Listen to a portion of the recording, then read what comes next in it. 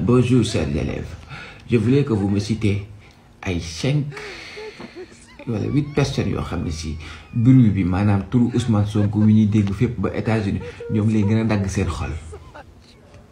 Oui, Anta Macky ñu ci suufu liste bi 8 premiers yi laa wax ñi mu gën a dagg seen xol.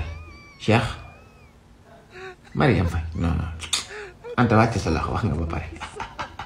Voilà, Asim da waxaat Mamadou Zantuwaat Jam Omar Amadou Ba laissez tomber. Je vais vous dire aujourd'hui les personnes yi nga xam ne turu Ousmane Sonko wi ñuy dégg fépp ci Sénégal ñoom lay gën a dagg seen xol. Prenez vos feuilles et notez ndax duma ko baamtuwaat. 11e Barthélémy Dias. 2e Khalifa Sall.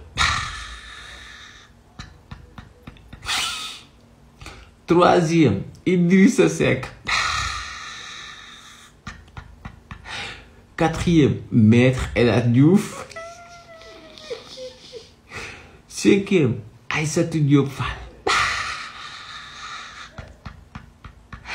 6e Madiambal Diagne. 7e Ahmed Khalifa Niass. 8e Maïmouna Ndir Faye. 8e Koura Macky. Fin de liste.